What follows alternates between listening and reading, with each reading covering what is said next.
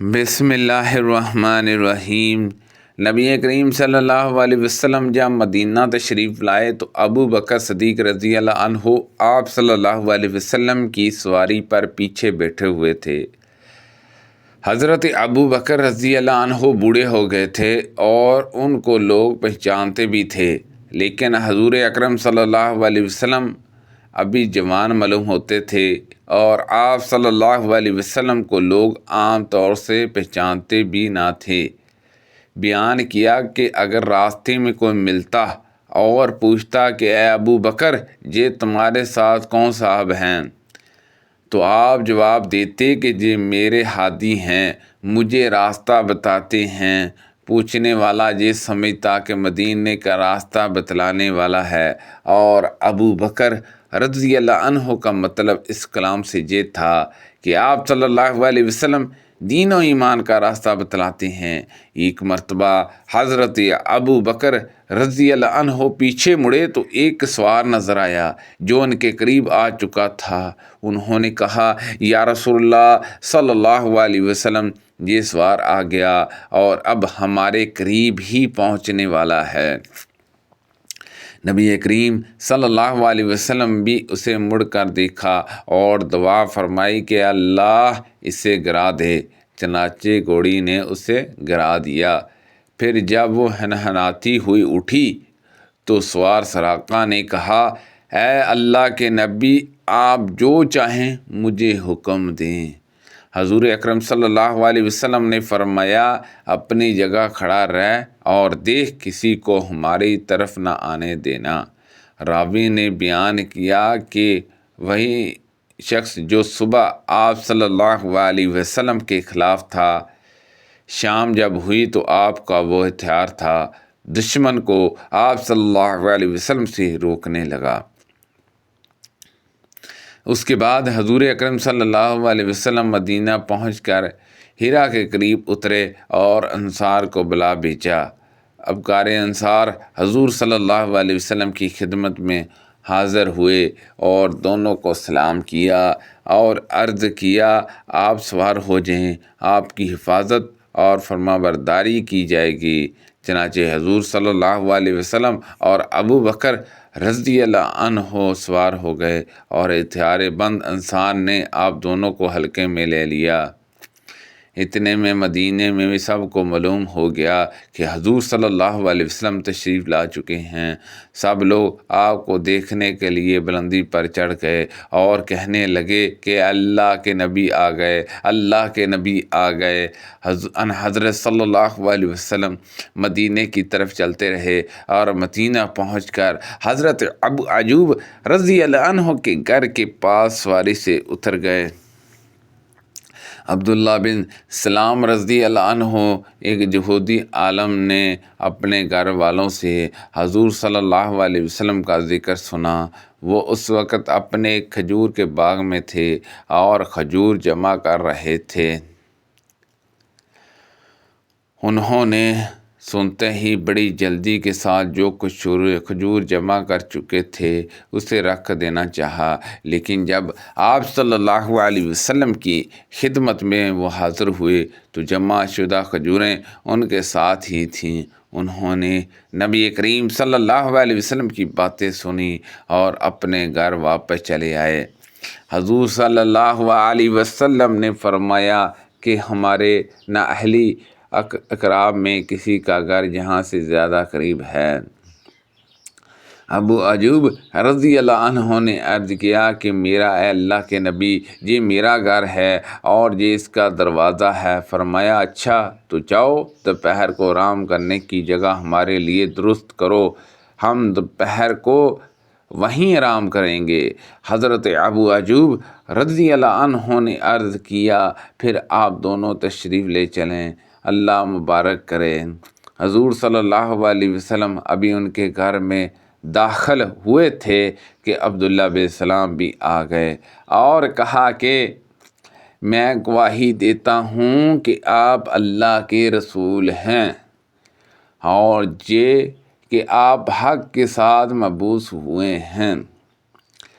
اور یہودی میرے متعلق اچھی طرح جانتے ہیں کہ میں ان کا سردار ہوں اور ان کے سردار کا بیٹا ہوں، اور ان میں سب سے زیادہ جاننے والا ہوں، اور ان کے سب سے بڑے عالم کا بیٹا ہوں۔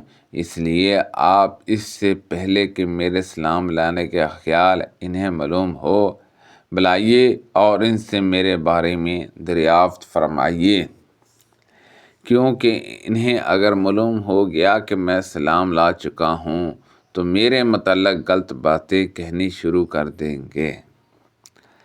چنانچہ ان حضرت صلی اللہ علیہ وسلم نے انہیں بلا بھیجا، اور جب وہ آپ کی خدمت حاضر ہوئے تو آپ صلی اللہ علیہ وسلم نے ان سے فرمایا، اے یہودیو، افسوس تم پر، اللہ سے ڈرو، اس ذات کی قسم جس کے سوا کوئی معبود نہیں۔ تم لوگ خوب جانتے ہو کہ میں اللہ کا رسول برحق ہوں، اور یہ بھی کہ میں تمہارے پاس حق لے کر آیا ہوں۔ پھر اب اسلام میں داخل ہو جاؤ۔ انہوں نے کہا کہ ہمیں معلوم نہیں ہے۔ نبی کریم صلی اللہ علیہ وسلم نے ان سے اور انہوں نے ان حضرت صلی اللہ علیہ وسلم سے اس طرح 3 مرتبہ کہا۔ پھر آپ صلی اللہ علیہ وسلم نے فرمایا، اچھا عبداللہ بن سلام تم میں کون صاحب ہیں؟ انہوں نے کہا، ہمارے سردار اور ہمارے سردار کے بیٹے، ہم میں سب سے زیادہ جاننے والے اور ہمارے سب سے بڑے عالم کے بیٹے۔ آپ صلی اللہ علیہ وسلم نے فرمایا کہ اگر وہ سلام لے آئیں پھر تمہارا خیال ہوگا۔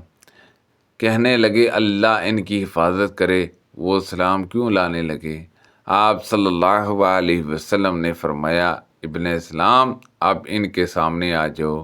عبداللہ بن سلام رضی اللہ عنہ باہر آ گئے اور کہا، اے گروہ یہود، خدا سے ڈرو، اس اللہ کی قسم جس کے سوا اور کوئی معبود نہیں، تمہیں خوب معلوم ہے کہ آپ اللہ کے رسول ہیں، اور یہ کہ آپ صلی اللہ علیہ وسلم حق کے ساتھ مبعوث ہوئے ہیں۔ یہودیوں نے کہا، تم جھوٹے ہو۔ پھر ان حضرت صلی اللہ علیہ وسلم نے ان سے باہر چلے جانے کے لیے فرمایا۔ مجھ سے عبداللہ بن عمر رضی اللہ عنہما نے بیان کیا، کیا تم کو معلوم ہے میرے والد عمر رضی اللہ عنہ نے تمہارے والد ابو موسیٰ رضی اللہ عنہ کو کیا جواب دیا تھا؟